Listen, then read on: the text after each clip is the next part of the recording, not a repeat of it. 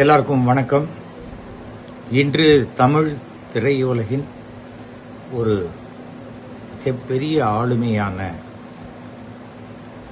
Director Bharathi Raja அவர்கள் மறைந்து விட்டார்கள் என்ற செய்தி விடிய காலத்தால் கிடைக்கும் போது ரொம்ப அதிர்ச்சியாக இருந்தது. எனக்கும் திரு பாரதி ராஜாவுக்கும் 16 வயதில் படம் முடிஞ்சதுலேருந்து பழக்கம். அந்த சினிமாவுக்கு ரேடியோ ப்ரோக்ராம் நான் தான் ரேடியோ விளம்பரம் பண்ணினேன். அதன் பிறகு வறுமையின் நிறம் சிவப்பு படத்தில் நான் ஹீரோவாக இன்ட்ரடியூஸ் ஆகும்போது எங்கள் ஷூட்டிங் நடக்கும் விஜயா கார்டனில் எதிர்த்தாப்பில் அங்கே நிழல்கள் ஷூட்டிங் நடக்கும்.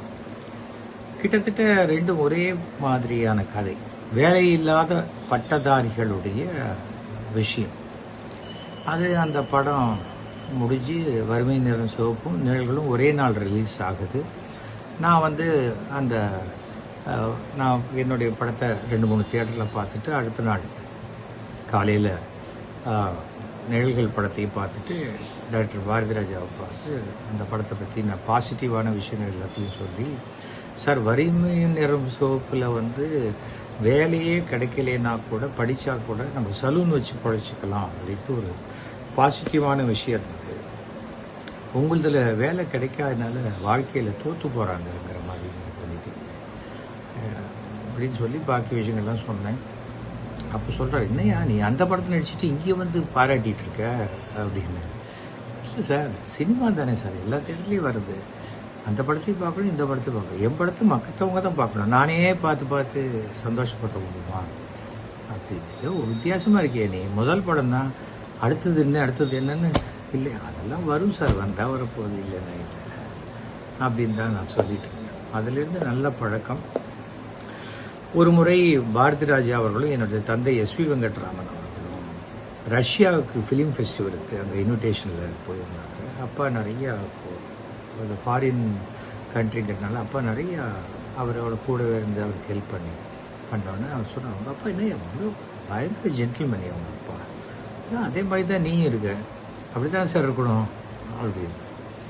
அதுக்கப்புறம் எப்போ பார்த்தாலும் எங்கள் அப்பாவை பற்றி ஒரு 2 வார்த்தை அவர் பேசாமல் இருக்க மாட்டார். அந்த மாதிரி படைப்பாளிகள் சங்கம்னு நடுவில் ஒரு சங்கம் ஒன்று ஆரம்பிக்கும்போது அவரோட தொடர்ந்து ஒரு 2 மாதம் பயணிக்க வேண்டிய ஒரு கட்டாயம். அந்த காலகட்டத்தில் நிறைய விஷயங்கள், அதை எதிர்ப்புகள் வரும், சண்டை வரும், நம்மளும் சும்மா இல்லாமல் சண்டை போடுவோம். அப்போ போயோ இன்னையா நீ ஒரு சாத்வீகமாக இருக்க மாட்டேங்கிற, இப்படி ஒரு சத்திரியன் மாதிரி இப்போ போராடுற, சண்டைக்கு போகிற, எல்லாம் உங்களோட பழகிறது தான் சார் அப்படின்னு. அதாவது மனசில் எதையும் வச்சுக்க தெரியாது. பிடிச்சா பிடிச்சது, இல்லைன்னா இல்லை. பாராட்டணும்னா பயங்கரமாக பாராட்டுவார், திட்டணும்னா ஒரு ரெடியாக திட்டிட்டுவார். அது எமோஷ்னல் பர்சன். ஏதாவது ரொம்ப அஃபெக்ஷனட் கண்ணில் தண்ணி வந்துடும். அந்த அளவுக்கு ஒரு கலைஞன் எப்படி இருப்பார், அது மாதிரி இருக்கக்கூடிய ஒரு கலைஞனான கலைஞர்களுக்கு எமோஷன் மாறி மாறி வரக்கூடியவர்கள் தானே. அப்படிப்பட்ட ஒரு உண்மையான கலைஞர். அந்த காலத்துலலாம் பாலச்சந்தர், பாரதி ராஜா அப்படிம்பாங்க. அதுக்கு முன்னாடி ஸ்ரீதர், அதெல்லாம் வேற காலகட்டம். கிருஷ்ணன் பஞ்சு, நிறைய பேர் இருந்தாங்க. பிளாக் அண்ட் ஒயிட் காலகட்டத்தில் சினிமாவில் என்னென்னா செட்டில் தான் மேக்ஸிமம் ஷூட்டிங் எடுப்பாங்க. லைவ் மைக் இருக்கும். அப்புறம் அந்த டயலாக்கெல்லாம் பக்கமாக இருக்கும். அதெல்லாம் இருக்கும். அதை பிரேக் பண்ணி முதலாக கேமராவை எடுத்துக்கிட்டு கிராமத்துக்குள்ளே போய் மண் வாசனையை மக்களுக்கு அறிமுகப்படுத்தியவர் பாரதி ராஜன் தான். அதான் உண்மையான ஒரு விஷயம். சினிமாவில் நாடகத்தனம் நிறையாக இருந்த காலகட்டத்தில் சினிமாவை விஷுவல் மீடியமாக கொண்டு வரணும்னு ரொம்ப முயற்சி பண்ணி வெற்றி பெற்றவர் பாரதி ராஜன். அது எந்த விதமான டவுட்டும் கிடையாது. சிவாஜி நடிக்காத ரோலே கிடையாது. ஆனால் அவருக்கும் ஒரு யதார்த்தமான ஒரு முதியவர் வேஷத்தை கொடுத்து அந்த முதியவருக்கு ஒரு காதல் வந்தால் எப்படி இருக்கும் காமிச்ச படம் எக்ஸ்ட்ராடனரி. அது சிவாஜிக்கும் மிகப்பெரிய ஒரு பெருமையான படம், பாரதி ராஜாவுக்கும் பெருமையான படம். அவருடைய வேதம் புரிது.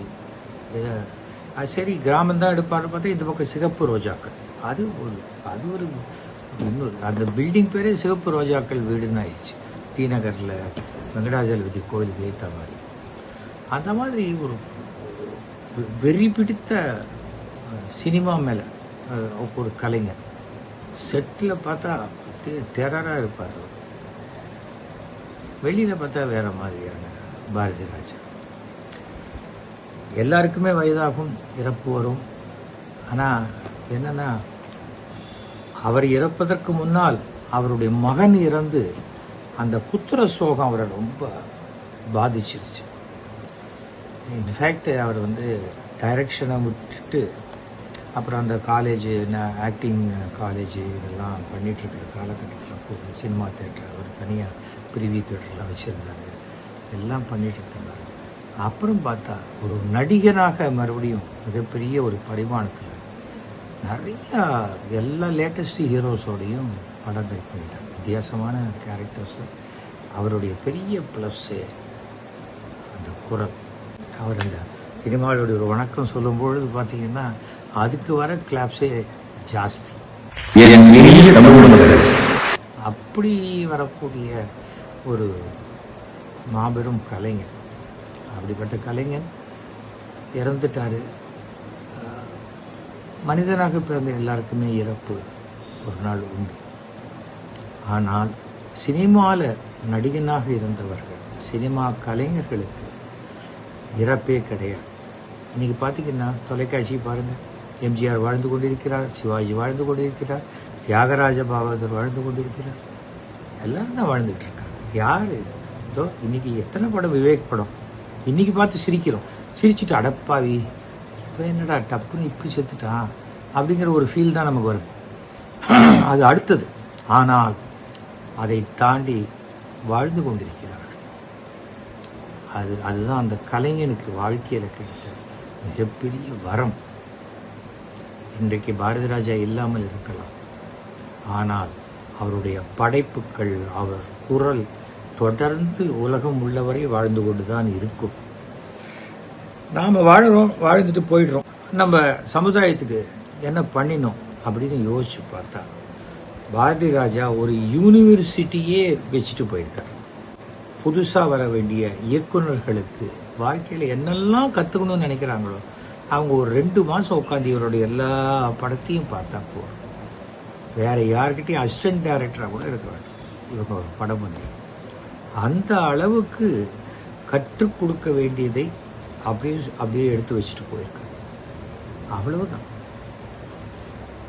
நல்லா வாழ்ந்துட்டாரு, 100 வருஷம் இருந்துட்டாரு, நல்ல இதுதான் அப்படின்னு சொல்லலை. 84 வயசு இருக்குன்னா இன்னொரு 10 வயசு இருந்திருக்கலாம் அது. ஆனால் அப்படி கம்பீரமாக ஷர்ட்டை இன் பண்ணிட்டு ஜீன்ஸ் பேண்ட்டோட ஷூவை போட்டு பார்த்த பாரதி ராஜா திடீர்னு மூக்கில் டியூபை சொருகி கட்டில் படுத்த மாதிரி பார்க்கறதுக்கு ரொம்ப சங்கடமாக இருந்தது. ரொம்ப நிஜமாகவே அந்த அந்த குரலே கொஞ்சம் மாறும்போது என்னடா இவருக்கு கடவுளேன்றா இவர் படுத்துறாரு அப்படின்னு தான் தோணுச்சு. அதிலிருந்தெல்லாம், இந்த உடல் உபாதைகளிலிருந்தெல்லாம் விடுதலை அடைந்து அந்த உடலே வேண்டாம் அப்படின்ட்டு அந்த ஆத்மா கிளம்பிடுச்சு. அவருடைய ஆத்மா சாந்தி அடைய பிரார்த்திக்கின்றேன். அதே சமயம் irreparable லாஸ் அப்படின்னு சொல்லுவாங்க, ஈடு செய்ய முடியாத இழப்பு. அவருடைய மகள், மனைவி, குடும்பத்தார் எல்லாருக்குமே என்னுடைய ஆழ்ந்த அனுதாபங்களை நான் தெரிவித்துக் கொள்கிறேன். தமிழ் சினிமான்னு இல்லை, இந்திய சினிமாவுக்கே இவர் ஒரு எடுத்துக்காட்டாக இருந்திருக்கார். அதில் எந்த டவுட்டும் கிடையாது. அவர் படைப்புகள் வாழும் வரை, அது இருக்கும் வரை கண்டிப்பாக இருக்கும். பாரதி ராஜா என்ற பெயரும் இருந்து கொண்டு தான் இருக்கும். அதனால் எந்த விதமான நமக்கு நம்ம பார்த்து பழகினவங்க இல்லையங்கிற நஷ்டம் நமக்கு தான். அதனால் நமக்கு மனவேதனை அதிகமாக இருக்கு. அவரே அந்த உடல் வேண்டான்ட்டு கிளம்பிட்டார். எங்கே போனாலும் அந்த ஆத்மா சாந்தி அடைய வேண்டும் என்று பிரார்த்திக்கிறேன்.